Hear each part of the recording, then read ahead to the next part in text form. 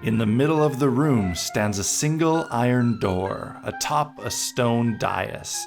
Surrounding the door are 3 decorative spheres, each with the shape of a hand imprinted upon it.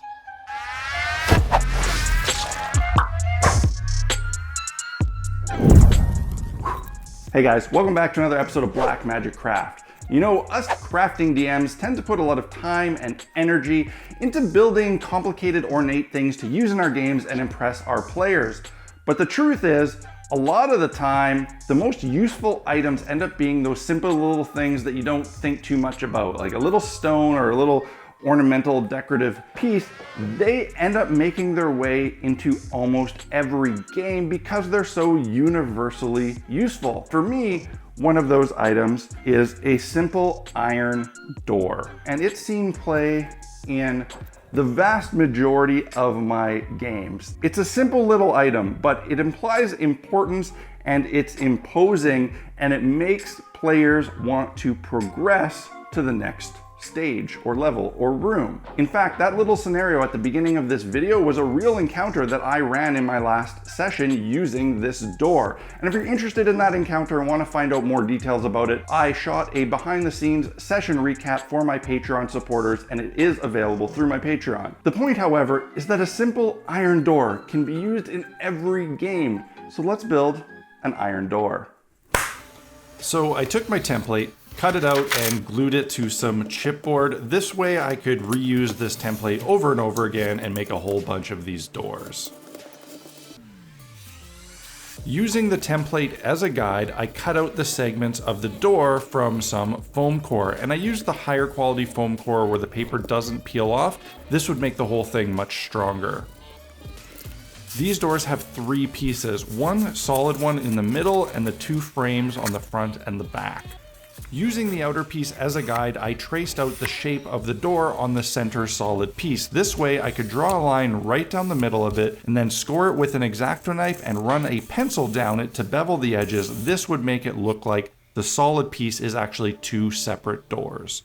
I then assembled the whole thing with hot glue, basically by making a hot glue door sandwich. I cut some strips of construction paper at various widths. This would be used to hide all the edges of the foam as well as to add some decorative elements. And I used one of these strips to cut some hinges for this door. I cut my first one just kind of eyeballing it, and then I used that one as a template to make the rest. To attach the thinner inner strips to the door frame, I just brushed on some PVA glue. When it came to doing the wider strip that ran along the outside, I first folded the piece and then attached it using hot glue. I ran some strips on the face of the door, and this didn't hide anything, but it did add some depth to the piece and made it look like it was constructed out of some various layers of steel rather than just one solid chunk. And I wanted this thing to look like it had been constructed with a whole bunch of little screws or rivets, so I was able to do this by just poking a bunch of little holes using a pushpin.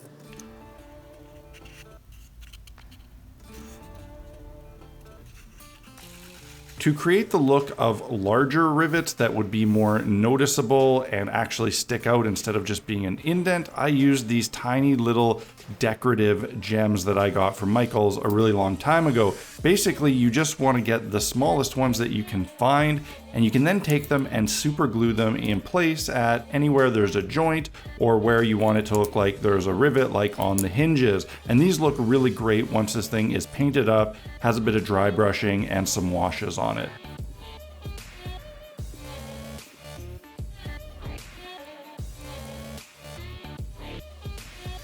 For the door handles, I used these little jewelry eyelet things that I got at Michael's. These make fantastic doorknobs or levers or knockers or whatever. They are absolutely perfect. I just placed them on the foam core, pressed them in a little bit to make a bit of an indent, and then just dropped some super glue on them to lock them in place.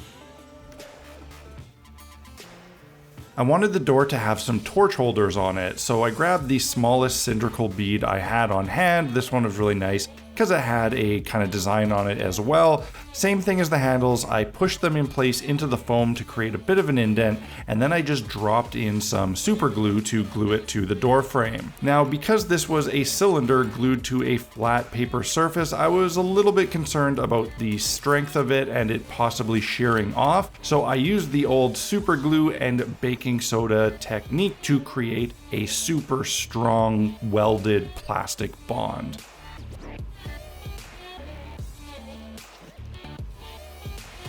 This piece was really sturdy and it didn't have any exposed foam on it, so I didn't put any Mod Podge on it. I just took it right outside and primed the whole thing using Rust-Oleum gray primer.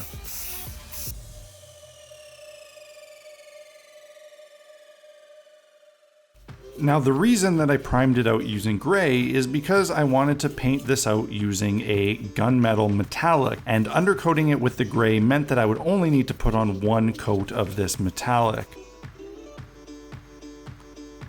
After the gunmetal, I used some brighter silver to dry brush the entire thing and pull out some of those higher details. Then I used this chocolate brown metallic color, which is kind of like a bronze, to pick out some of the individual details like the hinges, the handles, and some of the rivets. I used that same bronze color to lightly dab and dry brush across the whole piece to give it some tonality so it didn't look like it was all just the same kind of silver. After that, I added a little bit of rust to the piece, and this I just did with some bright orange that I mixed a little bit with the metallics and just sparingly dabbed on in the lower portions of the door and some of the raised bits. I finished off the paint job with a black wash. This is a black with a lot of dark brown in it, and this would really age the piece and get in all the nooks and crannies and make it look a little bit cooler all around.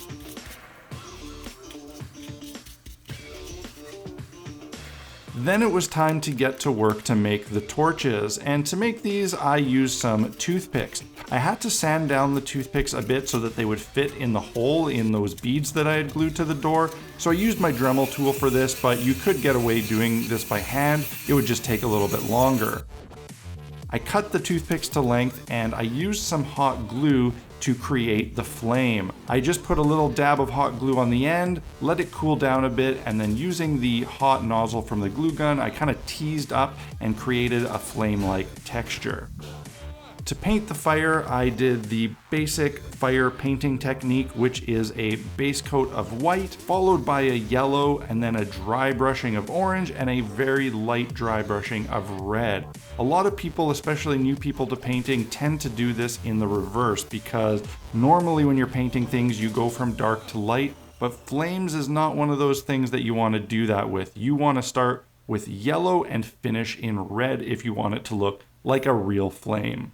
I really wanted to do some object source lighting on the door. I wanted it to look like the torches were actually lighting this thing up, and I don't have a lot of experience with this. I've done it on a few minis by hand, but I had just got a brand new airbrush setup in the mail that day. I decided to learn to use my new airbrush by trying out object source lighting on a piece I had just finished making. And I didn't really know what I was doing, but I did have my old door to test on. I got it to a point that I thought looked pretty decent, and I glued the torches in place and touched up a little bit of paint on them.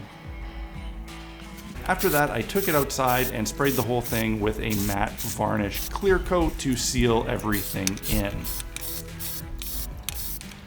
Hold on a second, there is actually one last step that I did on this thing that I neglected to film. After completing it, I put this on the shelf and moved on. I was painting miniatures one night and I glanced up at the shelf and I looked at it, and the object source lighting that I had done just looked kind of ridiculous. It was way too bright and it just looked like yellow blobs, and I was a bit bummed out. At the time, I was putting a brown wash on some miniatures, and I thought, maybe if I give this thing another coating of a wash, it will improve that object source lighting.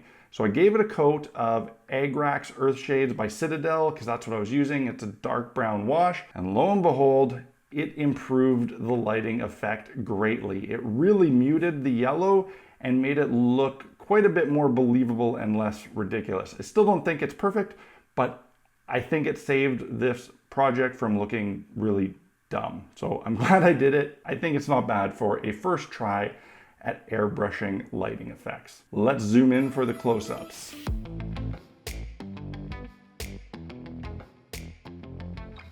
I promise you, if you make one of these, you will use it a lot. It is incredibly handy, and it will be a fantastic addition to your DM arsenal.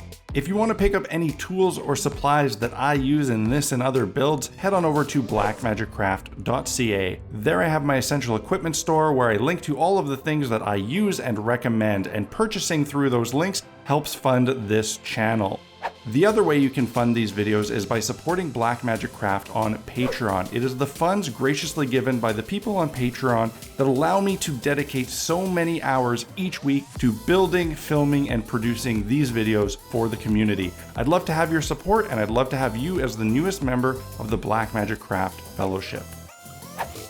That's it for this week, guys. I hope you found this video entertaining, informative, and most of all, inspiring. If you like this video, hit that like button and let me know in the comments section below. I'd also like to know, what is the kind of mundane piece of terrain in your collection that you find yourself using almost every game? Also, if you're new to the channel, don't forget to hit subscribe and check out my back catalog of other videos. I got well over 100 other videos showing you how to make all sorts of cool things for your tabletop role-playing games. I also have a series for beginners to get you started if you're really new to the hobby. On that note, guys, cheers, good luck building your doors. See you again next week.